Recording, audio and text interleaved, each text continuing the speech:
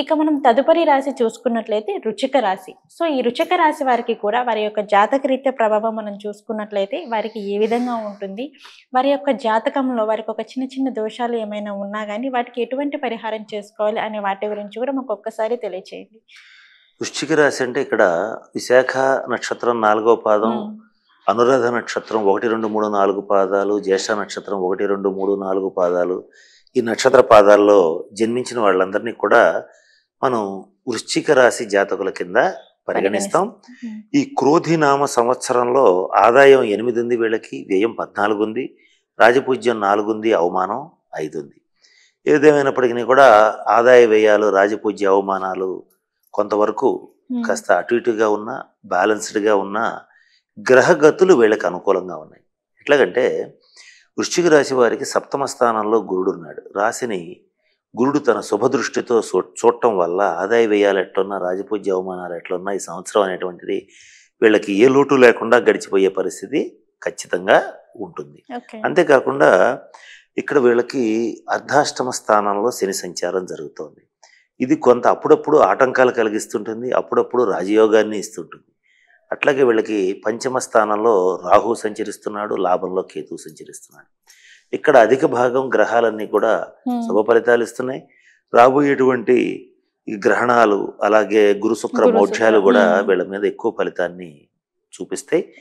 వీళ్ళకి ఏదేమైనప్పటికీ కూడా ఆగస్టు వరకు ఒక లెక్క, ఆగస్టు తర్వాత నుంచి ఒక లెక్క. వీళ్ళకి ఈ క్రోధినామ సంవత్సరం మొదలైన దగ్గర నుంచి 2024 ఆగస్టు నుంచి వీళ్ళకి అద్భుతమైనటువంటి శుభ ఫలితాలు ఉంటాయి. వెనక్కి తిరిగి చూసుకోవాల్సినటువంటి పరిస్థితి వీళ్ళకి ఉండదు. అయితే ప్రస్తుతం ఎలక్షన్ ట్రెండ్ నడుస్తుంది కనుక, ఎలక్షన్స్ జరుగుతున్నాయి కనుక ఎవరైతే రాజకీయ నాయకులు వృశ్చిక రాశి జాతకులు ఉంటారో వాళ్ళు 90% గెలిచే అవకాశం ఉంది. విజయ అవకాశాలు వీళ్ళకి పుష్కలంగా గోచరిస్తున్నాయి. అయితే వ్యక్తిగత జాతకరీత్యా, అవతల వాళ్ళ జాతకరీత్యా చెప్పాలి, కానీ వృశ్చిక రాశి జాతకులకు గెలిచే అవకాశాలు అయితే రాజకీయ నాయకులకి బాగుంది, జనాకర్షణ బాగుంది, ప్రజాకర్షణ బాగుంది. వీళ్ళ ప్లానింగ్ కూడా చాలా సక్సెస్ అవుతుంది. వీళ్ళు చేసినటువంటి ప్లానింగ్ లాస్ట్ మూమెంట్ దాకా ప్రత్యర్థికి తెలియదు, తెలిసే అవకాశం లేదు. ఈవెన్ ఇఫ్ పక్కన ఉన్న వాళ్ళకు కూడా తెలియకుండా ప్లాన్ చేస్తారు, సక్సెస్ అవుతారు. అటువంటి శుభ ఫలితాలు రాజకీయ నాయకులకు ఉన్నాయి. ఇక మరి ముఖ్యంగా ఉద్యోగస్తులకి, కేంద్ర రాష్ట్ర ప్రభుత్వ ఉద్యోగస్తులకి రావాల్సిన బకాయిలు అన్నీ వస్తాయి. ఫైనాన్షియల్గా చాలా సంతోషపడతారు. ప్రమోషన్స్తో కూడినటువంటి ట్రాన్స్ఫర్స్ ఉంటాయి వీళ్ళకి. ఈ సంవత్సరం వృశ్చిక రాశి వాళ్ళు ప్లేస్ కావచ్చు, ఇల్లు కావచ్చు, ఉద్యోగం కావచ్చు, ఏదైనా సరే ఒక మార్పుకి అనేటువంటిది ఖచ్చితంగా గురవుతారు. ఆ మార్పు వీళ్ళకి మంచే కలిగిస్తుంది కానీ ఇబ్బందిని కలిగించదు. మంచి కలిగించడం అంటే ఆర్థికంగా ఉన్నత స్థితికి వెళ్ళటం, అలాగే సామాజికంగా అభివృద్ధి చెందటం, ఇవన్నీ కూడా మంచికే. ఈ మార్పు అనేటువంటిది ఈ క్రోధినామ సంవత్సరంలో వృశ్చిక రాశి వాళ్ళకి జరిగి తీరుతుంది. ఇకపోతే అవివాహితులు ఎవరైతే ఉంటారో వృశ్చిక రాశి వాళ్ళకి ఈ సంవత్సరం ఆల్మోస్ట్ ఆల్ 99% మందికి వివాహాలు జరిగిపోతాయి, డౌట్ లేదు.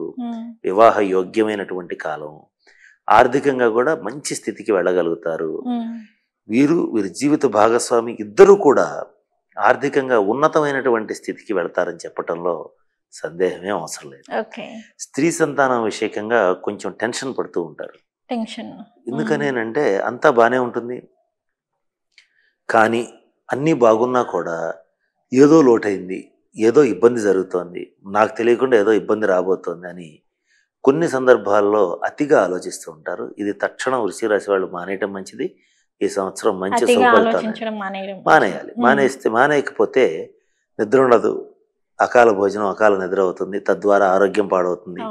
తద్వారా వృశ్చిక రాశి వాళ్ళకి ఇక్కడ ఈ సైనసైటిస్, శ్వాస సంబంధమైన సమస్యలు, ఎలర్జీస్, డస్ట్ ఎలర్జీస్, ఈఎన్టీ సమస్యలు, వెన్నెముకకి సంబంధించిన సమస్యలు, జాయింట్ పెయిన్స్ పెరిగిపోతాయి. ఇటువంటివి ఎక్కువగా ఇబ్బంది పెడతాయి. కనుక అనవసరమైన ఆందోళనకి గురి కావాల్సినటువంటి పరిస్థితి లేదు. మంచి శుభ ఫలితాలు ఉన్నాయి కనుక సంతానం కూడా మంచి అభివృద్ధి పథంలో వెళతారు. అతిగా ఆలోచించి ఇబ్బంది పడటం, వీళ్ళు ఇబ్బంది పడటం, వీళ్ళ జీవిత భాగస్వామిని ఇబ్బంది పెట్టడం, పిల్లల్ని ఇబ్బంది పెట్టడం, అందరినీ కంగారు పెట్టడం చేయాల్సిన అవసరం లేదు. ఇది ముఖ్యంగా వృశ్చిక రాశి వాళ్ళకి ఈ సంవత్సరం చెప్పదగిన సూచన. జీవిత భాగస్వామితో సఖ్యత చాలా బాగుంటుంది.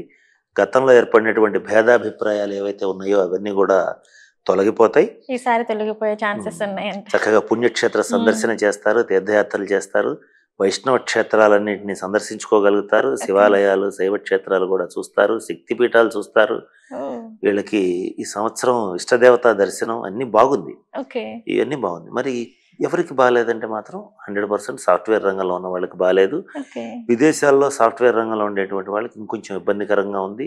విదేశాల్లో ఉన్న వాళ్ళకి కొంచెం ఇబ్బందికరంగా ఉంది. మరి మన దేశంలో ఉన్న సాఫ్ట్వేర్ రంగంలో ఉన్న వాళ్ళకి కూడా ఎంతో కొంత ఇబ్బంది అనేటువంటిది కలుగుతుంది. విదేశాల్లో ఉన్న వాళ్ళకి ఎక్కువ ఇబ్బంది కలుగుతుంది. ఇది రాహుగ్రహ ప్రభావం వల్ల జరుగుతుంది. అలాగే వీళ్ళకి అర్ధాష్టమ శని సంచారం జరగటం వల్ల ఈ తల్లిగారికి లేదా తల్లి వంటి వాళ్ళకి లేదా మాతృ సంబంధీకులకి కొంత అనారోగ్య సూచనలు ఏర్పడతాయి. కొంతమంది కొంత గట్టిగా ఇబ్బంది పడే అవకాశం కూడా ఉంటుంది.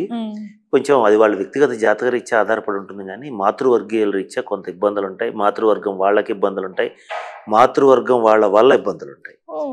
ఇవి కొంత ఇబ్బంది కలిగిస్తాయి. అటువంటి ఇబ్బందులు వచ్చినప్పుడు శనీశ్వరుడికి సంబంధించినటువంటి శాంతి పరిహార క్రియలను జరిపించుకోవాలి.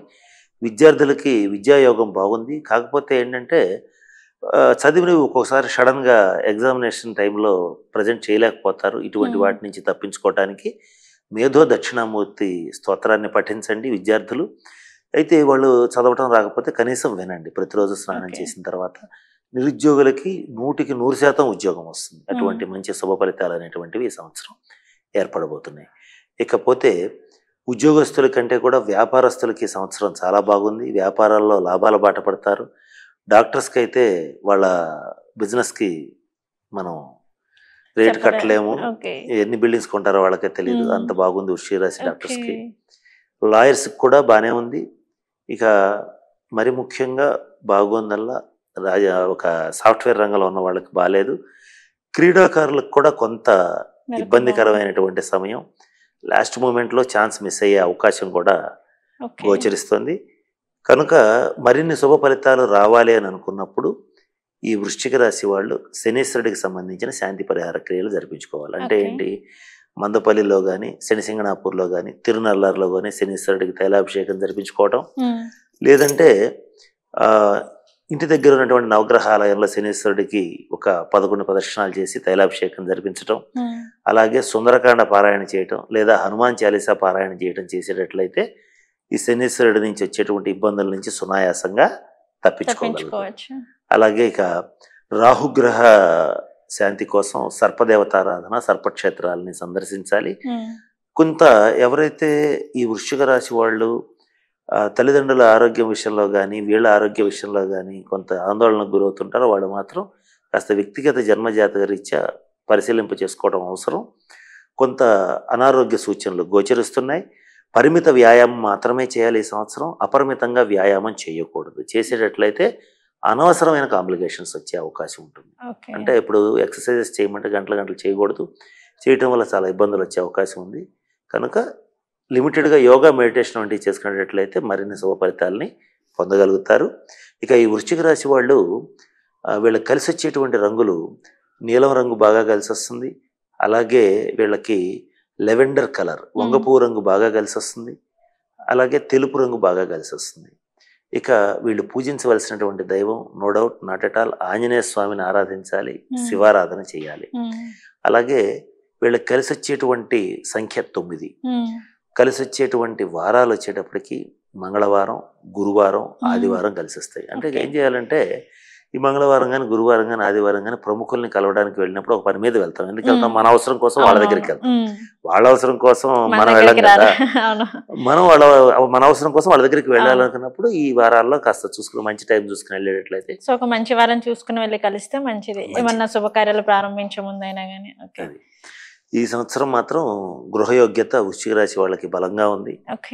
అలాగే వాహన యోగ్యత కూడా వాహన యోగ్యత కూడా బలంగా ఉంది. వివాహ యోగ్యత కూడా బలంగా ఉంది. ఇవన్నీ మంచి బలమైనటువంటివి. ఇబ్బందులకు సంబంధించిన పరిహారాలు చేసుకుంటే సరిపోతుంది.